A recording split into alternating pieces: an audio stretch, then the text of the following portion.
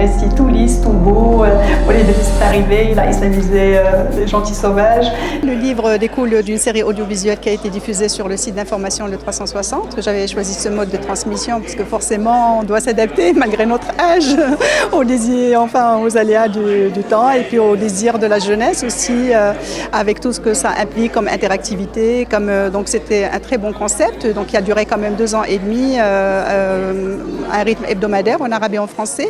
Et puis quand je suis arrivée à une centaine de personnages, l'idée s'est imposée par elle-même au fait. Donc il fallait penser à il fallait regrouper ces personnages, les faire dialoguer entre eux, parce que par la force des choses dans la série, ils peuvent paraître un petit peu vivre leur vie séparément.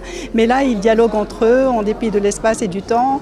Il montre que l'histoire du Maroc s'écrit à plusieurs voix, il montre cette continuité justement historique et puis ça donne une galerie de portraits qui est incroyable parce qu'au fait ça va au-delà d'une compilation biographique, c'est, si j'ose dire, une proposition historiographique qui vise à raconter l'histoire du Maroc autrement à travers ses personnalités. Donc la liste n'est pas fermée, c'est une liste ouverte, on peut intercaler, on peut ajouter.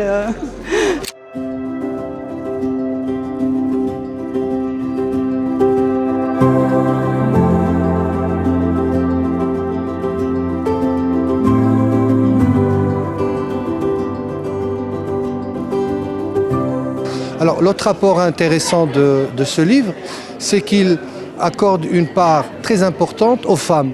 Il y a 16 portraits de savantes, de médecins, de femmes de pouvoir qui ont à leur manière participé et construit l'histoire de notre pays.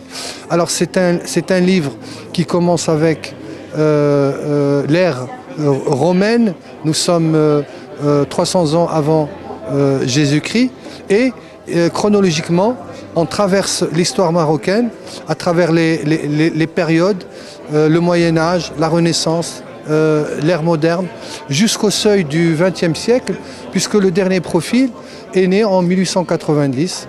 Donc c'est une façon de mettre en avant l'histoire marocaine, non pas à travers la rigueur des textes que l'on retrouve en général dans les livres d'histoire, mais de manière très ludique et pédagogique à travers des personnages